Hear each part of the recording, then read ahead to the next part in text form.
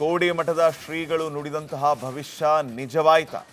ವಾಯುವಿನಿಂದ ಅತಿ ಹೆಚ್ಚು ಸಾವು ನೋವು ಅಂತ ಕೋಡಿ ಮಠದ ಶ್ರೀಗಳು ಭವಿಷ್ಯ ನುಡಿದಿದ್ರು.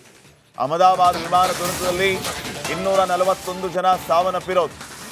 ವಾಯು ರೂಪದಲ್ಲಿ ಬಾಧೆ ಅಪ್ಪಳಿಸಲಿದೆ ಅಂತ ಸ್ವಾಮೀಜಿ ಅವರು ಹೇಳಿದ್ರು. ಉಸಿರಾಟದ ಸಮಸ್ಯೆಯಿಂದ ಅತಿ ಹೆಚ್ಚು ಸಾವು ಅಂತ ಶ್ರೀಗಳು ಹೇಳಿದ್ರು. ಚಿನ್ನಸ್ವಾಮಿ ಸ್ಟೇಡಿಯಂನಲ್ಲಿ ಕಾಲ್ ತುಳಿತದಲ್ಲಿ 11 ಮಂದಿ ಸಾವನ್ನಪ್ಪಿದ್ರು.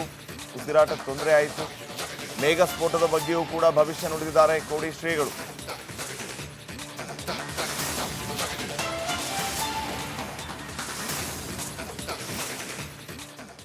ಸಿಗ್ತಾ ಇಲ್ಲ ಪರಿಜ್ಞಾನದಿಂದ ಅದು ಸ್ವಲ್ಪ ಹುಷಾರಿರೋದು ಒಳ್ಳೆ, ಪ್ರಿಕಾಷನ್ಸ್ ಇರೋದು ಒಳ್ಳೆ. ಈ ಸಲ ಬರುವಂಥ ಕಾಯಿಲೆ ಘೋರವಾಗಿದೆ. ವಾಯು ರೂಪದಲ್ಲಿರೋದು ಒಂದು ಕಫ ಥರ ಒಂದು ಉಸಿರಾಟಕ್ಕೆ ತೊಂದರೆಯಾಗಿ ಸಿರುತನಕ ಹೋಗಿ ಮನುಷ್ಯರಿಗೆ ಸಾವು ಬರೋ ಲಕ್ಷಣ ಭಾಳ ಇದೆ. ದೊಡ್ಡ ಗಂಡಾಂತರ ಇದೆ ಅಂತ ಇದೆ, 5 ವರ್ಷ ಲೋಕಕ್ಕೆ ಇದೆ. 5 ವರ್ಷ ಈ ಕಾಯಿಲೆ 5 ವರ್ಷ ತನಕ ಸಿಂಪ್ಟಮ್ಸ್ ಇರುತ್ತೆ.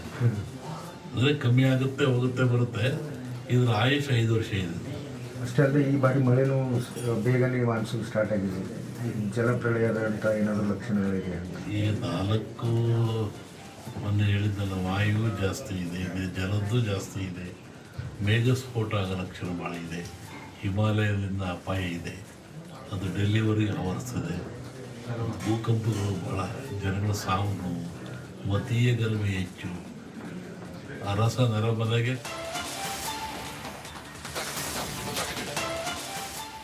ಕೋಡಿ ಮಠದ ಶ್ರೀಗಳು ನುಡಿದಂತಹ ಭವಿಷ್ಯ ನಿಜವಾಯಿತ. ವಾಯುವಿನಿಂದ ಅತಿ ಹೆಚ್ಚು ಸಾವು ನೋವು ಅಂತ ಕೋಡಿ ಮಠದ ಶ್ರೀಗಳು ಭವಿಷ್ಯ ನುಡಿದಿದ್ರು. ಅಹಮದಾಬಾದ್ ವಿಮಾನ ದುರಂತದಲ್ಲಿ 241 ಜನ ಸಾವನ್ನಪ್ಪಿರೋದು. ವಾಯು ರೂಪದಲ್ಲಿ ಬಾಧೆ ಅಪ್ಪಳಿಸಲಿದೆ ಅಂತ ಸ್ವಾಮೀಜಿ ಅವರು ಹೇಳಿದ್ರು. ಉಸಿರಾಟದ ಸಮಸ್ಯೆಯಿಂದ ಅತಿ ಹೆಚ್ಚು ಸಾವು ಅಂತ ಶ್ರೀಗಳು ಹೇಳಿದ್ರು. ಚಿನ್ನಸ್ವಾಮಿ ಸ್ಟೇಡಿಯಂನಲ್ಲಿ ಕಾಲ್ ತುಳಿತದಲ್ಲಿ 11 ಮಂದಿ ಸಾವನ್ನಪ್ಪಿದ್ರು.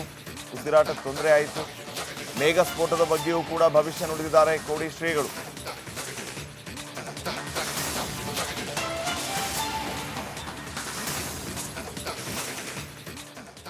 ಸಿಗ್ತಾ ಇಲ್ಲ ಪರಿಜ್ಞಾನದಿಂದ ಅದು ಸ್ವಲ್ಪ ಹುಷಾರಿರೋದು ಒಳ್ಳೆ, ಪ್ರಿಕಾಷನ್ಸ್ ಇರೋದು ಒಳ್ಳೆ. ಈ ಸಲ ಬರುವಂಥ ಕಾಯಿಲೆ ಘೋರವಾಗಿದೆ. ವಾಯು ರೂಪದಲ್ಲಿರೋದು ಒಂದು ಕಫ ಥರ ಒಂದು ಉಸಿರಾಟಕ್ಕೆ ತೊಂದರೆಯಾಗಿ ಸಿರುತನಕ ಹೋಗಿ ಮನುಷ್ಯರಿಗೆ ಸಾವು ಬರೋ ಲಕ್ಷಣ ಭಾಳ ಇದೆ. ದೊಡ್ಡ ಗಂಡಾಂತರ ಇದೆ ಅಂತ ಇದೆ, 5 ವರ್ಷ ಲೋಕಕ್ಕೆ ಇದೆ. 5 ವರ್ಷ ಈ ಕಾಯಿಲೆ 5 ವರ್ಷ ತನಕ ಸಿಂಪ್ಟಮ್ಸ್ ಇರುತ್ತೆ. ಅಂದರೆ ಕಮ್ಮಿ ಆಗುತ್ತೆ, ಹೋಗುತ್ತೆ, ಬರುತ್ತೆ. ಇದ್ರ ಆಯುಷ್ 5 ವರ್ಷ ಇದೆ. ಅಷ್ಟೇ ಅಲ್ಲದೆ ಈ ಬಾರಿ ಮಳೆನೂ ಬೇಗನೆ ಮಾನ್ಸೂನ್ ಸ್ಟಾರ್ಟ್ ಆಗಿದೆ. ಜಲಪ್ರಳಯದ ಅಂತ ಏನಾದರೂ ಲಕ್ಷಣಗಳಿದೆ ಅಂತ ಈ 4 ಮೊನ್ನೆ ಹೇಳಿದ್ದಲ್ಲ, ವಾಯು ಜಾಸ್ತಿ ಇದೆ, ಜಲದ್ದು ಜಾಸ್ತಿ ಇದೆ, ಮೇಘ ಸ್ಫೋಟ ಆಗೋ ಲಕ್ಷಣ ಭಾಳ ಇದೆ, ಹಿಮಾಲಯದಿಂದ ಅಪಾಯ ಇದೆ, ಅದು ಡೆಲ್ಲಿವರೆಗೆ ಆವರಿಸ್ತದೆ, ಭೂಕಂಪಗಳು ಭಾಳ, ಜನಗಳ ಸಾವು ನೋವು, ಮತೀಯ ಗಲಭೆ ಹೆಚ್ಚು, ಅರಸ ನರಬಲೆಗೆ. ಅಂದ್ರೆ ಘಟನೆ ನಡೆದಂತಹ ಸ್ಥಳದಿಂದ ಏರ್ಪೋರ್ಟ್ ಎಷ್ಟು ದೂರದಲ್ಲಿದೆ? ಸ್ಥಳೀಯರು ಬಹುಶಃ ಈ ರೀತಿ ವಿಮಾನ ತಮ್ಮ ಇರುವಂತಹ ಜಾಗದ ಹತ್ತಿರ ಬರ್ತಾ ಆಗಲೇ ಒಂದು ರೀತಿ ಅವಾಂತರ ಆಗಬಹುದು ಅಥವಾ ಆ ಆತಂಕ ಜನರನ್ನ ಕಾಡ್ತಾ ಇರುತ್ತೆ. ಅಲ್ಲಿನ ಜನ ಈ ಬಗ್ಗೆ ಏನಾದರೂ ಮಾತಾಡ್ತಾ ಇದ್ದಾರಾ?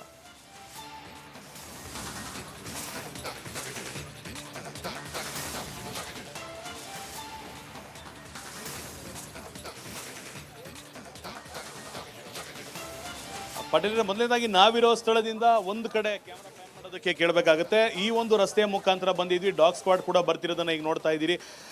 ಈ ಭಾಗಕ್ಕೆ ಅಂದರೆ ಈ ಹಾಸ್ಟೆಲ್ನ ಭಾಗಕ್ಕೆ ಏರ್ಪೋರ್ಟ್ಗೆ ಕೇವಲ 5 ನಿಮಿಷದ ರಸ್ತೆ ಮಾರ್ಗವಾಗಿದೆ. ಅಲ್ಲಿಗೆ ಕೇವಲ 1 ರಿಂದ 4 ರಿಂದ 5 ಕಿಲೋಮೀಟರ್ಗಳ ಅಂತರದಲ್ಲಿ ಈ ಒಂದು ದುರ್ಘಟನೆ ಸಂಭವಿಸಿರುವಂಥದ್ದು. ಸೊ ಇಲ್ಲಿ ಖಂಡಿತವಾಗಿಯೂ ಯಾವುದೇ ಒಂದು ಬಿಲ್ಡಿಂಗ್ನ ಮೇಲೆ ಆ ಒಂದು ಪೈಲಟ್ ಆ ಒಂದು ವಿಮಾನವನ್ನು ಲ್ಯಾಂಡ್ ಮಾಡೋದಕ್ಕೆ ಆಗ್ತಾ ಇರಲಿಲ್ಲ. ಈ ಒಂದು ಪ್ರದೇಶ ಏನಿದೆ, BJ ಹಾಸ್ಪಿಟಲ್ ಅಂತ ಏನು ಹೇಳ್ತೀವಿ ಅಥವಾ ಸಿವಿಲ್ ಆಸ್ಪತ್ರೆ ಅಂತ ಏನು ಹೇಳ್ತೀವಿ, ಇದು ಅತ್ಯಂತ ದೊಡ್ಡ ಪ್ರದೇಶದಲ್ಲಿ ನಿರ್ಮಾಣವಾಗಿರುವಂಥ ಆಸ್ಪತ್ರೆ ಹಾಗೂ ಕಾಲೇಜ್ ಹಾಗೂ ಹಾಸ್ಟೆಲ್ನ ಆವರಣ ಆಗಿರೋದ್ರಿಂದ ಯಾವುದಾದ್ರೂ ಒಂದು ಕ್ಲಿಯರ್ ಆಗಿರುವಂಥ ಜನಸಂದಣಿ ಇಲ್ಲದ ಪ್ರದೇಶದಲ್ಲಿ ಈ ಒಂದು ವಿಮಾನವನ್ನು ಲ್ಯಾಂಡ್ ಮಾಡುವಂಥ ಪ್ರಯತ್ನದಲ್ಲಿದ್ದೀರಾ ಅನ್ನೋ ಒಂದು ಅನುಮಾನ ಈಗ ಇರುವಂಥದ್ದು. ಖಂಡಿತವಾಗಿಯೂ ಈ ಏವಿಯೇಷನ್ಗಳ ರೂಲ್ಗಳ ಪ್ರಕಾರ ನೋಡುವಂಥ ಸಂದರ್ಭದಲ್ಲಿ ಯಾವುದೇ ಒಂದು ಅನಾಹುತ ಆಗುತ್ತೆ ಅನ್ನೋ ಒಂದು ನಿರೀಕ್ಷೆ ಹಾಗೂ ಸಾಧ್ಯತೆ ಕಂಡು ಬಂದಾಗ ಸಾಮಾನ್ಯವಾಗಿ ಯಾವ ಜಾಗದಲ್ಲಿ ಜನಸಂದಣಿ ಇರೋದಿಲ್ಲ ಅಲ್ಲಿ ಲ್ಯಾಂಡ್ ಮಾಡುವಂಥ ಪ್ರಯತ್ನವನ್ನು ಮಾಡ್ತಾರೆ. ಅದೇ ರೀತಿ ಈ ಒಂದು ಭಾಗದಿಂದ ಲ್ಯಾಂಡ್ ಮಾಡುವಂಥ ಪ್ರಯತ್ನ ಕೂಡ ಆಗ್ತಿತ್ತು. ಈಗ ಸ್ಟ್ರೆಚರ್ಗಳನ್ನು ತರ್ತಾ ಇರೋದು ಈ ಸದ್ಯದ ಮಟ್ಟಿನವರೆಗೂ ನೋಡ್ತಾ ಇದ್ದೇವೆ. ಮತ್ತೊಂದು ಭಾಗದಲ್ಲಿ ಅನೇಕ ಮಾಧ್ಯಮಗಳಿಗೆ ಇಲ್ಲಿ ಬಂದಿರುವಂಥ NDRF ತಂಡದವರು ಮಾತನಾಡ್ತಿರುವಂಥದ್ದನ್ನು ನೋಡ್ತಿದ್ದೇವೆ.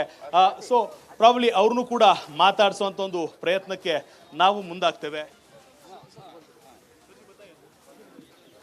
हालात से सिचुएशन सर अभी तो नॉर्मल है. बाहर जितने मलबे में लोग जल गए थे बाकी सब निकल गए हैं सर. बाकी बिल्डिंग का जो बाकी था उसमें अभी सर्चिंग बाकी होगा उसका मैंने हमने देखा यहाँ पे स्ट्रेचर भी लेके जाया जा रहा है, डॉग स्क्वाड भी पहुंचा है. सर बाहर अभी कोई मैंने नहीं है. बाहर तो पूरा खोज सर्चिंग कल से ही चल रहा था तो बाहर से पूरे निकल गए हैं. अंदर का सर्चिंग होगा उसमें अगर कोई होगा तो उसे निकाला जाएगा सर. ಪಾಟೀಲ್ರೆ, ಇನ್ನೊಂದಿಷ್ಟು CISF ನ ಹಿರಿಯ ಅಧಿಕಾರಿಗಳು ಕೂಡ ಬರ್ತಿರುವಂಥ ಚಿತ್ರಣವನ್ನ ತೋರಿಸ್ತಾ ಇದ್ದೇವೆ. ಇಲ್ಲಿ ಒಂದಲ್ಲ ಎರಡಲ್ಲ ಅನೇಕ ವಿಭಾಗಗಳ ಅನೇಕ ಇಲಾಖೆಗಳ ಮುಖ್ಯಸ್ಥರು ಸಮನ್ವಯತೆಯಿಂದ ಕೆಲಸ ಮಾಡೋದಕ್ಕೆ ಇಡೀ ದೇಶ ನೋಡದಂತಹ ಘಟನೆ ಮೊದಲನೇ ಬಾರಿಗೆ ದೇಶದಲ್ಲಿ ನಡೆದಿದೆ. ಅಂದರೆ ಇಷ್ಟು ದೊಡ್ಡ ಪ್ರಮಾಣದಲ್ಲಿ ನಡೆಯದಂಥ ದುರಂತ ನಡೆದು ಹೋಗಿದೆ. ಈ ಒಂದು ಸಂದರ್ಭದಲ್ಲಿ ಸುತ್ತಮುತ್ತಲಿನ ಜನರಿಗೆ, ವಿದ್ಯಾರ್ಥಿಗಳಿಗೆ, ಈ ಒಂದು ಆಸ್ಪತ್ರೆಯಲ್ಲಿ ಕೆಲಸ ಮಾಡ್ತಿರುವಂಥ ಸಿಬ್ಬಂದಿಗೆ, ಅದ್ರ ಜೊತೆಗೆ ಇಲ್ಲಿ ಕೆಲಸಕ್ಕೆ ಬರುವಂಥ ಅನೇಕ ವಲಯಗಳ ಕಾರ್ಮಿಕರಿಗೆ ಸಮಸ್ಯೆ ಆಗದಂಥ ನಿಟ್ಟಿನಲ್ಲಿ ಈಗಾಗಲೇ ಒಂದು ದುರಂತ ನಡೆದಿದೆ.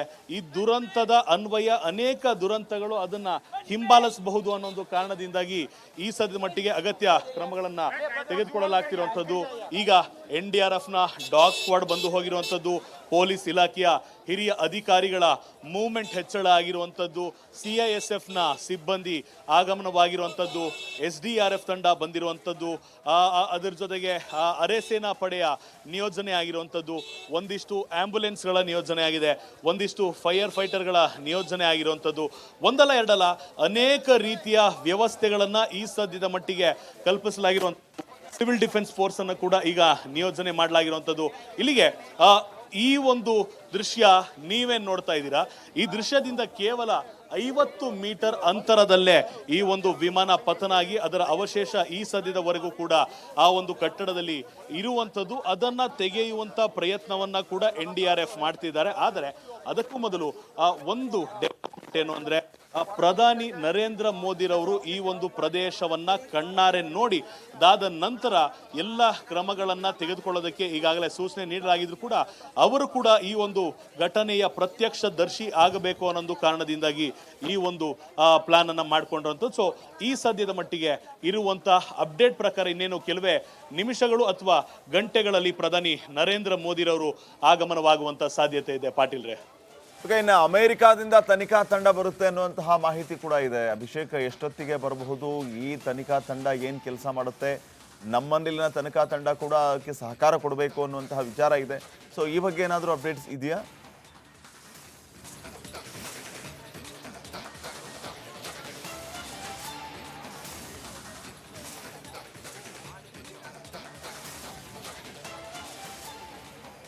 ಈ ಸದ್ಯದ ಮಟ್ಟಿಗೆ ಪಾಟೀಲ್ರೆ, ಈ ಒಂದು ವಿಮಾನವನ್ನ ಮ್ಯಾನುಫ್ಯಾಕ್ಚರ್ ಮಾಡಿದಂಥ ಸಂಸ್ಥೆಯಿಂದ ಆಗ್ಬೋದು, ಅದರ ಜೊತೆಗೆ ವೈಮಾನಿಕ ಸಂಸ್ಥೆಗಳಿಗೆ ಸಂಬಂಧಪಟ್ಟಂಥ ಅಮೆರಿಕ ತಂಡ ಕೂಡ ಇಲ್ಲಿಗೆ ಬರುತ್ತೆ.